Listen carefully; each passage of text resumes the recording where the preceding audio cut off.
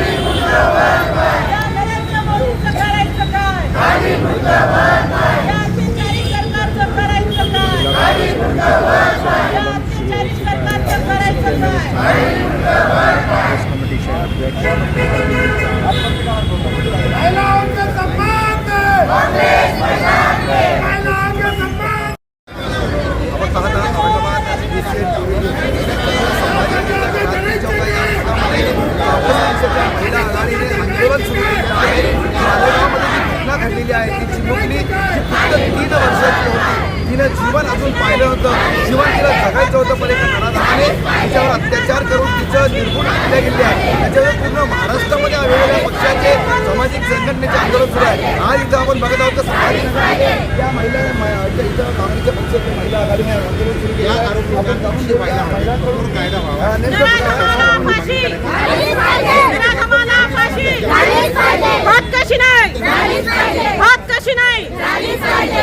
आपण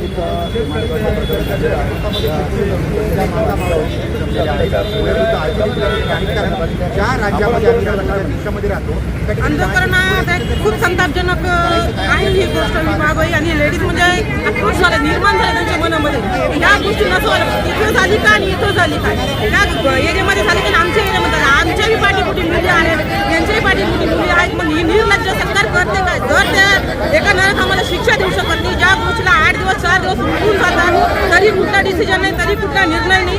मला एकच सांगू इच्छिते की ह्या शिक्षकांना, या नरात आम्हाला एवढी शिक्षा द्यावी, अशी शिक्षा द्यावी आयुष्यात ठीक गलती करताना 4 वेळेस विचार केला पाहिजे। आणि दुसरी महिला रस्त्यानं जाताना आजच्या घडीमध्ये आम्हाला वाटत नाही की ती काही मुलगी असो, चालेल मुलगी असो, आम्ही जरी रस्त्याने जातो कधी कधी आम्हाला वाटतं की आम्ही या रस्त्याने सेफ आहो की नाही।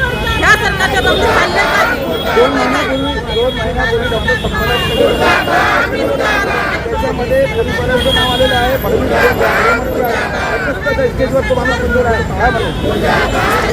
वकालती करतायत ते, त्यांना आपल्या छत्रछायाखाली गुन्हेगारांना घेताय, आपल्या छत्रछायाखाली गुन्हेगारांना ठेवतायत। ही मोठी लाजिरवाणी गोष्ट या सरकारसाठी। आम्ही तर ह्या सरकारला निर्लज्ज सरकार आहे, इतकी बेकार सरकार आहे। म्हणजे महिला कुठल्याच खेड्यात म्हणा, शहरात म्हणा, कुठल्याही ठिकाणी महिला त्यांच्या सरकारमध्ये सेफ नाही आहे।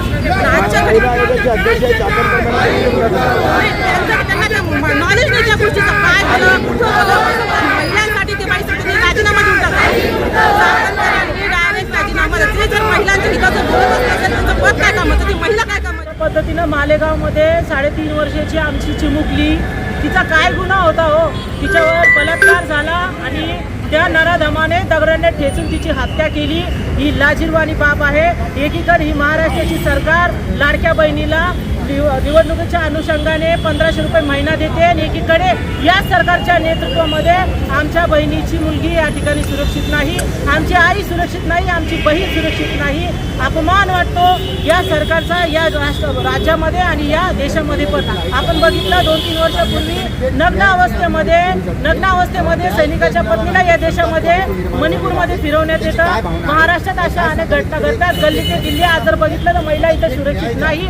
आमची महाराष्ट्र डॉक्टर महिला आज बघा 15 दिवसातून आहे. 15 दिवसापूर्वी आमची डॉक्टर महिला भगिनी डॉक्टर संपदा मुंडे हिनं आपला जीव संपवला आणि या प्रकारच्या अन्याय अत्याचार या महाराष्ट्रामध्ये घडता. या सरकारच्या महायुतीच्या नेतृत्वामध्ये आमची सर्वात पहिले मागणी आहे की या महाराष्ट्राचे जे गृहमंत्री आहे आदरणीय देवेंद्र फडणवीस साहेब हे सीएम पण आहेत आणि गृहमंत्री पण आहे. एवढ्या पदाचा लोक तुम्हाला काय आहे? एक पद सोडा ना. एक पद तुम्ही गृहमंत्र्याच्या अशा हातात द्या, अशा व्यक्तीच्या हातामध्ये द्या जे हे गृह विभाग चांगल्या प्रकारे सांभाळू शकतो, चांगली सुव्यवस्था कायदा या ठिकाणी आणू शकतो आणि आमची बहीण या ठिकाणी वाचू शकते, आमची मुलगी या ठिकाणी वाचू शकते. जोपर्यंत आमच्या या मालेगावच्या जी आमची मालेगावची मुलगी आहे जिच्यावर अन्याय झाला, जोपर्यंत या नराधमाला फाशी होणार नाही तोपर्यंत महिला काँग्रेस या छत्रपती संभाजीनगर औरंगाबादमध्ये काय पूर्ण देशात शांत बसणार नाही.